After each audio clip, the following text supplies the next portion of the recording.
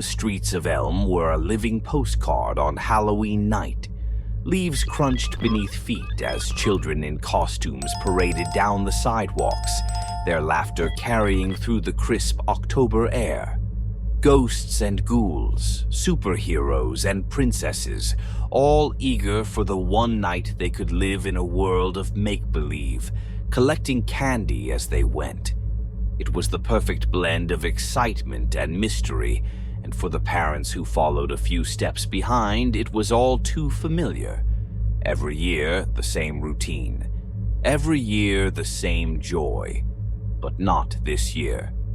Lily McAllister, standing on her front porch, couldn't shake the feeling that something was wrong. She had lived on Elm Street for most of her life, and Halloween had always been her favorite night. Yet, there was a strange stillness in the air this time. The streetlights flickered more than usual, and the soft hum of excitement that normally filled the air felt muted. Her son, Ethan, tugged at her sleeve, pulling her from her thoughts. "Mom, come on. I don't want to be late. Everyone's already out there." His voice was full of impatience, muffled slightly by the skeleton mask he had insisted on wearing. Lily knelt down to adjust the mask, her fingers brushing his messy brown hair. "Are you sure you don't want me to come with you? It's a big night, lots of houses. We can go together." Ethan groaned, rolling his eyes. "I'm not a little kid anymore. I'm going with Sam and Lucas. We're gonna hit the whole neighborhood. Please, Mom." She hesitated, her heart conflicted. He was right, he wasn't a little boy anymore. At 12, Ethan was growing up fast, faster than she was ready for. But there was something in the pit of her stomach that made her uneasy tonight. It wasn't the usual motherly worry. No, this was different. A cold, creeping dread she couldn't explain. Finally, she relented, forcing a smile. "All right, but you come home as soon as you're done, okay? No wandering around late." Ethan nodded eagerly, already bouncing on the balls of his feet in anticipation. "Thanks, Mom. I'll be back before you know it." Lily watched as he bounded down the front steps, joining his friends under the glow of a flickering streetlight. The three of them merged into a small cluster of kids moving from house to house, their figures fading into the night. The usual rush of children began to fill the street, and for a moment Lily let herself relax. "It's just Halloween," she told herself. "Nothing ever happens in this town." But as the hours ticked by, that hollow feeling in her chest only grew worse. By 8 o'clock, Lily had started pacing the living room. She'd heard the doorbell ring a few times and smiled at the little monsters and witches asking for candy. But the crowd was smaller this year. The constant stream of trick-or-treaters seemed thinner, quieter, as if the night had somehow lost its magic. She checked her phone for the third time in 10 minutes. Still no messages from Ethan. She told herself not to overreact. He was probably just having fun with his friends, maybe getting a little more candy than he should. Nothing unusual.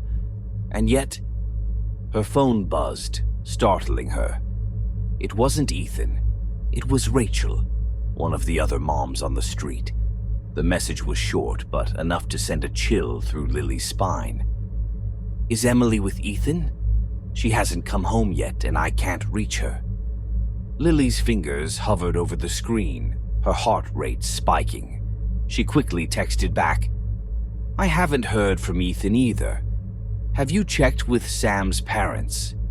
The reply came almost instantly. "Yeah, nothing. They're calling the police." The police. That's when it became real. Lily grabbed her jacket, slipping it on as she dialed Ethan's number. It rang once, twice, then straight to voicemail. She tried again. Nothing. The same empty silence greeted her on the other end. Her breath quickened as she stepped out onto the porch, scanning the street for any sign of the kids.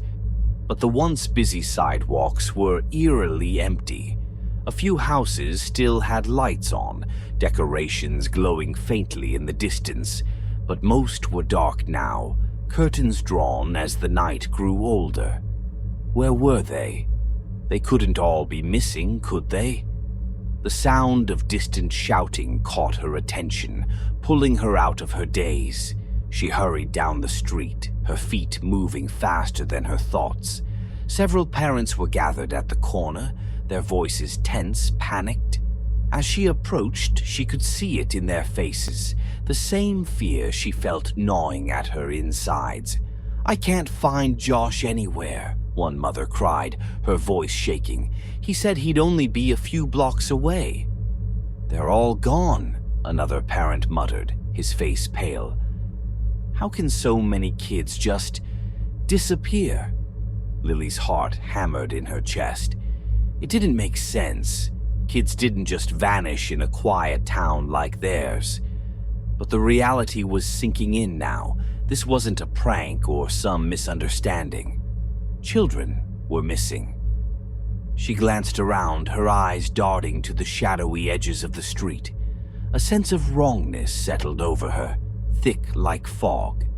The usual warmth of the town, the safety she had always felt here, was gone. In its place was something sinister, something that felt cold and ancient, as if the night itself had swallowed the children whole. Desperation clawed at her. She pulled out her phone again, her hands trembling as she typed, "Ethan, where are you? Call me now, please." The message sat there, unsent, stuck in a loop of failure. No signal, no connection. The wind picked up, rustling the trees overhead, and she thought she heard something faint. A child's laugh, carried on the breeze. But it was distant, almost too faint to be real. She turned toward the sound, her breath catching in her throat. Could it be Ethan? Before she could move, the streetlights flickered and went out, plunging Elm Street into complete darkness. In the hours that followed, chaos erupted in the town. Parents flooded the streets, calling out their children's names, some banging on doors in desperation. The police arrived, setting up search parties and questioning anyone who had seen the kids last. But the answers were the same. No one had noticed anything unusual until it was too late. And as the night stretched on, Lily's fear turned into something far worse. A gnawing, suffocating terror that whispered in her ear, "They're not coming back." But the question remained. Why? Why would an entire group of children simply vanish without a trace? No signs of struggle, no calls for help. It was as if they had walked off the edge of the world and into the dark. Standing on her porch again, Lily felt the weight of the silence pressing in. She stared down the empty street, hoping for any sign of life, for the laughter of children to break through the horror of the night. But there was nothing. Only the endless stretch of shadows and the growing certainty that something had come for them. Something old, something hungry, and it wasn't done yet. That night, Lily didn't sleep. Neither did the rest of the town. Something had changed on Elm Street, and Halloween would never be the same again. The panic had spread like wildfire through Elm Street, enveloping the entire town in a suffocating fog of fear. The parents, once hopeful, were now frantic. The search parties, scouring the streets and woods, returned empty-handed each time. But as the hours slipped by and Halloween night crept into the dark unknown, whispers began to circulate. It started small, just fragments of conversation, overheard in the hushed exchanges between neighbors. The old house, the one on the edge of town, had come up more than once. People spoke of it as if they were afraid to even acknowledge its existence. Some said it had been abandoned for decades, while others claimed it was still occupied, but not by anyone who belonged in this world. Lily heard the rumors, of course, but she didn't want to believe them. She wanted to cling to some rational explanation, that the kids had wandered too far, or that they were hiding out somewhere together, waiting for the right moment to come home. But deep down in the corners of her mind, where the cold truth lingered, she knew there was more to this, more than lost children, more than a simple search. It was the house. She stood at her kitchen window, staring out at the distant horizon where the town ended and the woods began. Beyond those trees, in the darkest part of the forest, was the house. As a child, she had heard the stories, but like most kids, she had dismissed them as silly ghost tales meant to scare you before bed. But now, she wasn't so sure. The front door creaked open, startling her from her thoughts. Paul Montgomery stepped inside, his face pale and drawn. His daughter, Emily, had vanished along with Ethan and the others. Like Lily, he had been searching every corner of town, but it was no use. They had both come to the same conclusion without speaking it aloud. There was only one place left to go. "You heard the rumors, right?" Paul asked, his voice low, barely above a whisper. Lily nodded. "I've heard, but it's just stories, isn't it?" Paul's jaw tightened, and for a moment he didn't answer. He stared at the floor, the weight of his own fear heavy in his expression. "I don't know, but I can't just sit here and wait anymore. We have to check it out." A lump formed in Lily's throat as she glanced back toward the window. The house felt like a bad dream she had forgotten, now reawakened by the horror unfolding in front of them. Every instinct screamed for her to stay away, to wait for the police to handle it. But the police weren't any closer to finding the children, and time was running out. She couldn't risk it. "I'll go," she said, her voice firmer than she felt inside. "We'll check it out together." The drive to the edge of town was unnervingly quiet. As they left the neighborhood behind, the streetlights grew fewer and farther between, until the town itself seemed to fade into the rearview mirror. Paul gripped the steering wheel tightly, his knuckles white against the leather, while Lily sat in the passenger seat, clutching her phone like it was a lifeline. They had brought flashlights, though neither had mentioned what good they might actually do. The house was rumored to be more than just haunted. The stories whispered about something older, something dangerous. But in the thick of her fear, all Lily could think about was Ethan. If there was any chance, any possibility that he was inside that house, she had to go. The trees thickened as they neared the edge of town, and soon the headlights caught glimpses of the house through the branches. There it was, nestled in the heart of the woods, an ominous silhouette against the dark sky. It was bigger than Lily had imagined, its old Victorian frame crumbling under years of neglect. The roof sagged in places, and the windows were boarded up with weathered planks. But even from this distance, she could feel it. The house exuded a presence, something malevolent, as if it was aware of their approach. Paul pulled the car to a stop, and for a long moment, neither of them moved. The engine idled, its soft hum the only sound in the oppressive silence. Finally, Paul spoke, his voice hoarse. "You sure about this?" "No," Lily whispered, "but I'm not leaving until we know for sure." They stepped out into the cold night, the crunch of dead leaves beneath their feet echoing too loudly in the quiet. The flashlight beams cut through the darkness, but only barely. The shadows seemed to cling to the trees, to the ground, like they belonged there. The house loomed ahead, every inch of it radiating a deep, unnatural darkness. As they approached, the air seemed to grow heavier, colder. It wasn't just the chill of the night, it was something else, something that made Lily's skin prickle and her breath come shallow. She glanced at Paul and she could see the same fear mirrored in his eyes. The front door, once painted white, was now chipped and faded, hanging slightly ajar as if it had been waiting for them. Paul pushed it open with a creak, revealing a long, narrow hallway that stretched into the depths of the house. Dust motes floated through the air, and the smell of rot and decay hit them instantly, almost suffocating. Lily swallowed hard, stepping inside. The floor creaked under their weight, each step an unnerving reminder of how fragile everything felt here. Old paintings hung crooked on the walls, their subjects faded and indistinct, but their eyes seemed to follow her every movement. The farther they ventured, the more disoriented Lily felt. The house wasn't just old, it was wrong. Rooms appeared where they shouldn't. Doors that had been closed were suddenly open, leading into unfamiliar spaces.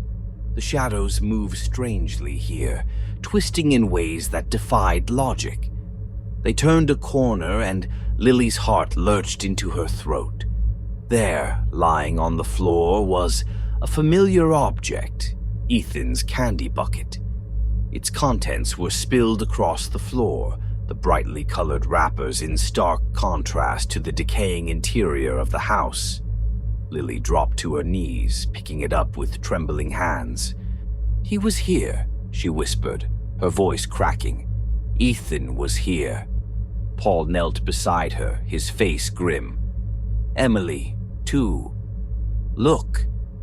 He pointed toward the far wall where another candy bucket lay abandoned, half hidden in the shadows. They weren't imagining things. The children had been here, inside this house. But where were they now? A sound broke the silence, faint but unmistakable, a child's laugh. It was distant, echoing through the hallways, yet somehow hollow. Lily's head snapped up, her heart racing. "Did you hear that?" she asked, her voice barely above a whisper. Paul nodded, his face pale. "It's coming from upstairs." The two of them exchanged a look of pure terror before rising to their feet. They followed the sound, their footsteps heavy against the creaking floorboards. The stairs loomed ahead, a steep, narrow staircase that led into the upper levels of the house. The laughter grew louder, but it wasn't right. It was twisted, distorted, like someone had taken the sound of children playing and warped it into something else, something wrong. As they reached the top of the stairs, the laughter stopped, replaced by a deep, unsettling silence.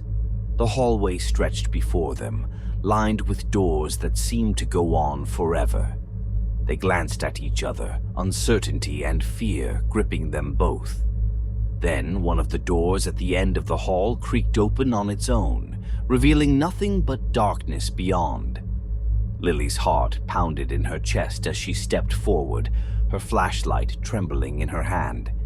The air here was thick, oppressive, as if the house itself was alive, watching, waiting. They moved down the hall, closer to the open door, when something cold brushed against Lily's arm. She gasped, spinning around, but there was nothing there, just shadows, endless, creeping shadows. The door at the end of the hall swung wider, beckoning them in. "We have to go in," Paul whispered, though his voice was shaky. Lily nodded, though every fiber of her being screamed for her to turn and run. But they couldn't. Ethan, Emily, and the others. They were here, somewhere inside this cursed place, and the house wasn't going to let them go without a fight. They stepped through the doorway and into the darkness, the house swallowing them whole. The darkness inside the house was absolute. Lily and Paul's flashlights struggled to cut through the oppressive blackness that seemed to press in from every direction, swallowing the narrow beams of light. It felt as though they had stepped into another world, one where time and space were distorted, where the familiar rules of reality no longer applied. Lily's heart raced in her chest, her pulse loud in her ears. The air was different up here, thicker, colder, and damp, as though the walls themselves were breathing, exhaling something ancient and foul. She had to remind herself to breathe, to keep moving forward despite the overwhelming urge to run back down the stairs and flee the house altogether. Paul was beside her, his face pale, jaw set with determination. But even his steady presence couldn't chase away the feeling that they were being watched, that something unseen was following their every step. Every creak of the floorboards, every soft whisper of wind through the broken windows felt loaded with malicious intent, as though the house itself had become aware of them and wasn't pleased.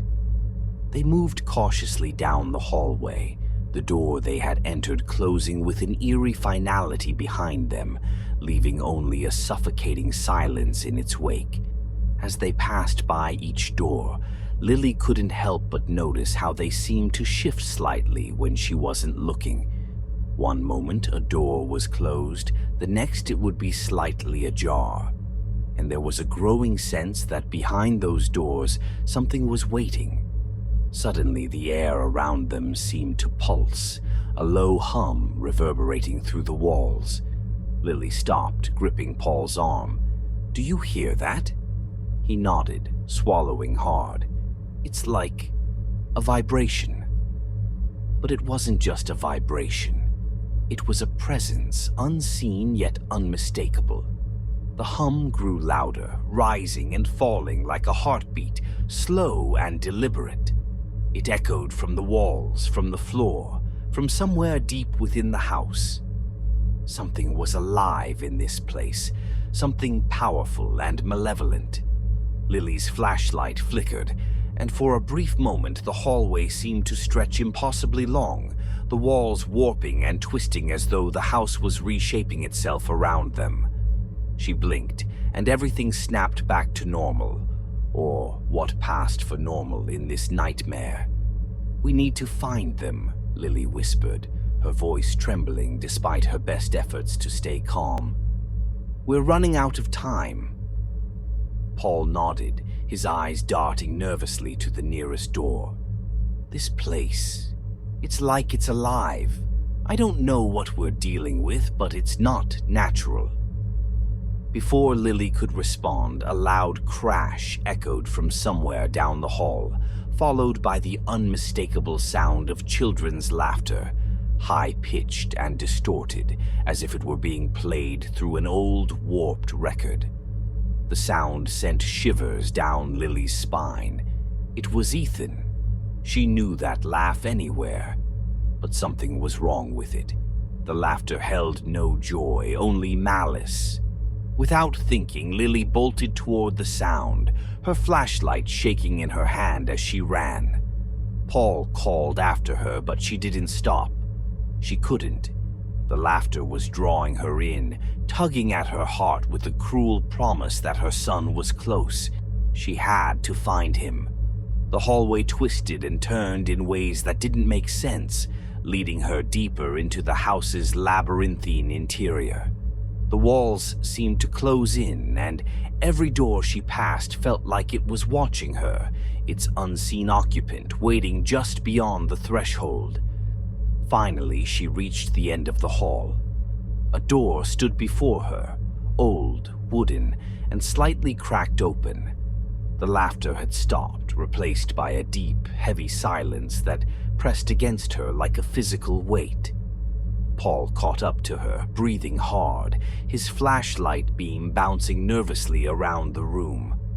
"What are you doing?" he hissed, his voice tight with panic. "You can't just run off like that." Lily didn't answer. She reached for the door, her fingers trembling as they brushed against the cold wood. She pushed it open. The room beyond was enormous, much larger than it should have been based on the exterior of the house. It was a ballroom, or at least it had once been. Now the grand room was a decaying ruin, the floor warped and cracked, the ceiling sagging with age. Pale moonlight filtered in through broken windows, casting long shadows across the floor. But it wasn't the state of the room that made Lily's blood run cold. It was the children. They stood in the center of the room, motionless, arranged in a circle. Ethan was among them, his skeleton mask still on, his small frame unnaturally still. Beside him were Emily, Sam, and the other children who had disappeared. Their eyes were open but vacant, like they were looking right through her. They weren't themselves.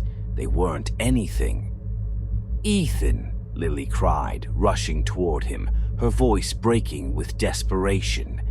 But the moment she stepped inside the circle, the air shifted, heavy with unseen forces. A low hum vibrated through the room, and Lily felt something brush against her skin, cold, intangible, like fingers made of smoke. Paul grabbed her arm, pulling her back.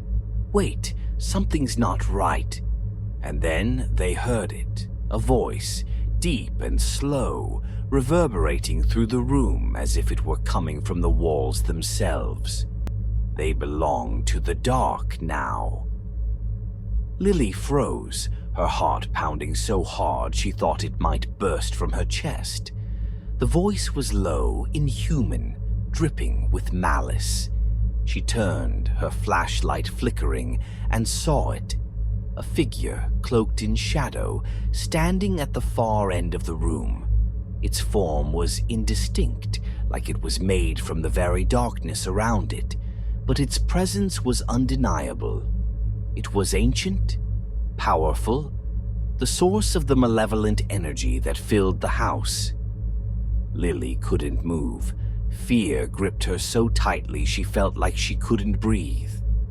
Paul stood beside her, his face pale with terror, but they were both helpless. The figure shifted, its long, shadowy arms extending toward the children. "They are mine now, an offering." "No!" Lily screamed, surging forward despite the crushing weight of the unseen force pressing down on her. But the air around her thickened, slowing her movements, pulling her back. The figure raised one hand and the room seemed to shudder in response. The walls groaned, the floor creaked, and from the shadows whispers began to fill the air.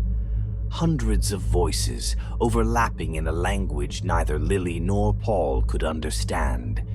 It was as though the house itself was speaking, its malevolent energy pulsating with each word. Suddenly the children's eyes shifted. Slowly, almost mechanically, they turned their heads to look at Lily and Paul. But their eyes were no longer empty. They were filled with something dark, something ancient. Paul stumbled back, his breath ragged. "We need to get out of here," he gasped, his voice barely audible over the growing cacophony of whispers. But Lily couldn't leave, not without Ethan. She fought against the unseen force holding her back, her eyes locked on her son. His hand twitched just for a moment, and she thought, maybe, just maybe, he was still in there, still fighting. The shadowed figure moved closer, its presence warping the very air around it. The darkness that surrounded it seemed alive, tendrils of shadow stretching out, ready to claim them all. Lily screamed Ethan's name one last time, and in that moment, the figure stopped. The room fell silent, the whispers vanishing as quickly as they had come. For a brief, terrifying second, everything was still. Then, without warning, the candles lining the walls blew out, plunging the room into pitch blackness. Lily's world collapsed into chaos. The darkness was absolute. Lily could hear nothing but the rapid thudding of her heart and the shallow, panicked breaths escaping her lips. The room, the children, the towering figure, all of it had disappeared in an instant, swallowed whole by the oppressive blackness that now pressed in from all sides. She felt Paul's hand grip her arm, a silent reassurance that he was still with her. But even that was faint comfort against the overwhelming terror that had taken hold. It was as if the very air in the house had turned to stone, weighing down on them, squeezing the life out of every breath.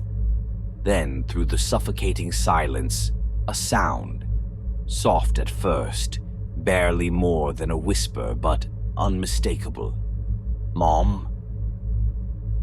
It was Ethan. Lily's heart lurched. She spun in the direction of the voice, her trembling hands outstretched, desperate to find him in the darkness. "Ethan," she cried, her voice breaking with both hope and fear. "I'm here. I'm right here." But the blackness remained unyielding, and Ethan's voice seemed to come from everywhere at once, echoing through the room like a distant, ghostly refrain. "Help me." The voice was weak, fragile, as if it were slipping away. Lily's desperation surged, and she clawed at the air, stumbling forward. Her flashlight was dead, the beam extinguished, and it felt as if she were moving through molasses, every step heavier than the last. The room itself seemed to stretch impossibly far, bending and twisting as though reality had unraveled completely.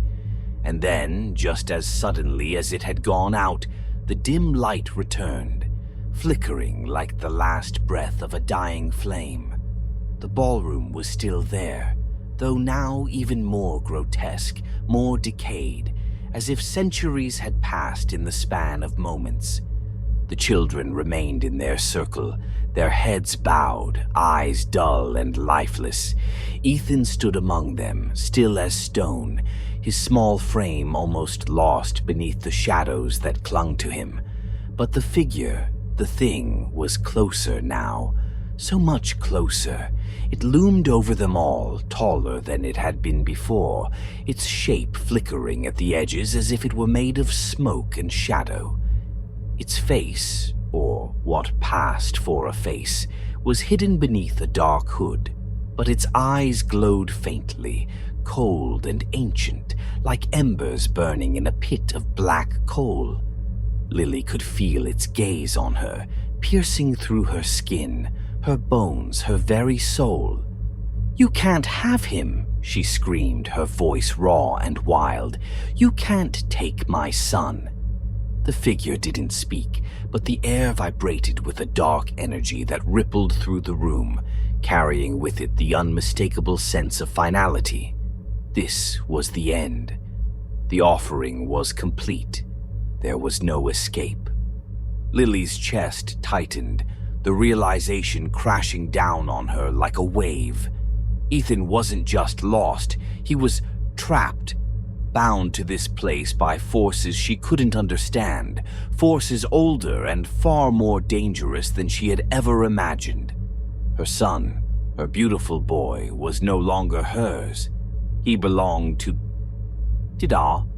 But deep inside her, beneath the fear and the sorrow, something stirred. A mother's primal rage, a spark of defiance. "No," she whispered, her voice shaking but resolute. "No, I won't let you take him." With trembling hands, she stepped forward, closer to the circle of children. The figure shifted as if it were surprised by her audacity, but Lily didn't care. She wasn't leaving without Ethan.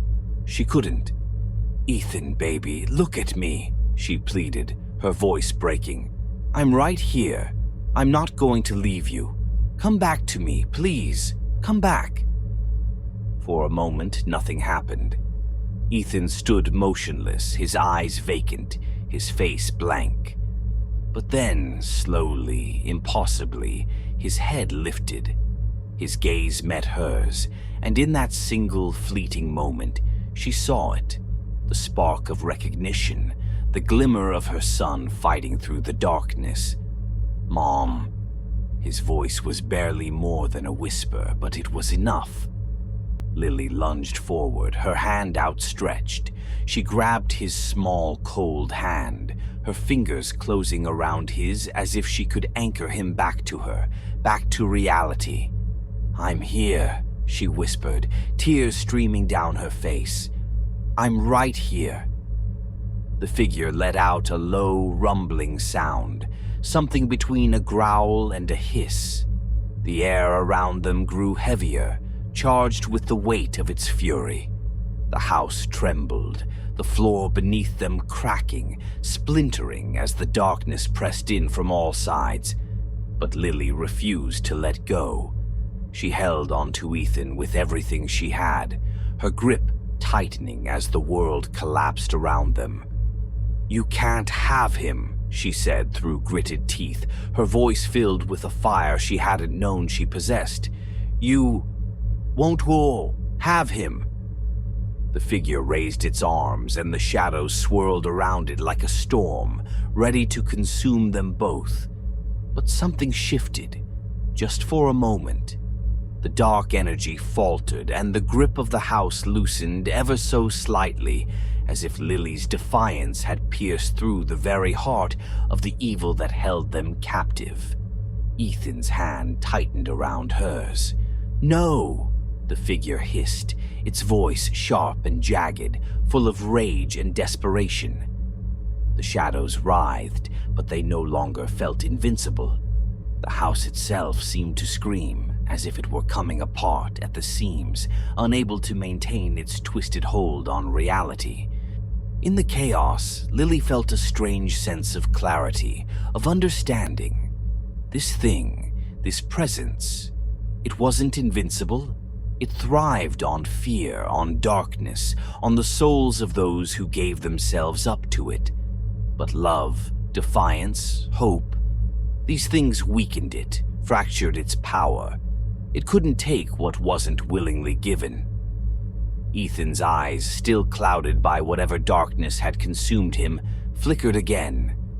And then, with a strength that defied everything around them, he stepped forward, out of the circle, into his mother's arms. The figure let out a howl, a sound so inhuman, so filled with fury and anguish that it seemed to shake the very foundation of the house. The walls groaned, the floor splintered, and the shadows writhed violently, collapsing inward as if they were being pulled into some unseen vortex. And then, with a final, deafening crack, the house shattered. Lily awoke to the sound of birdsong. Her body ached, her mind foggy as she blinked against the soft light filtering through the trees. She was lying on the forest floor, her arms still wrapped around Ethan, who was breathing softly, his body warm against hers. For a moment she didn't move, she couldn't. The weight of what had happened, the horror, the fear, the unimaginable darkness settled over her like a heavy blanket. But it was over. Slowly she sat up, pulling Ethan closer. He stirred, blinking groggily, his eyes clearing as he looked up at her. "Mom?" Her heart clenched. "I'm here, baby," she whispered, kissing the top of his head. "I'm here." Around them the forest was quiet, peaceful. There was no sign of the house, no decaying structure, no shadowy figure, no children's laughter. It was as if it had never existed, as if it had been erased from the world the moment its power had been broken. Paul was nearby, sitting up slowly, his face pale but alive. Emily was with him, her small body curled against his side, safe. The other children, too, were stirring, disoriented but unharmed. They had made it. Lily looked up at the sky, the first rays of sunlight breaking through the trees, and felt something she hadn't allowed herself to feel in so long. Hope. But deep in her bones, she knew the darkness wasn't truly gone. Not forever. It was out there, waiting, watching, biding its time, and one day it would return. But for now, she had her son, and that was enough.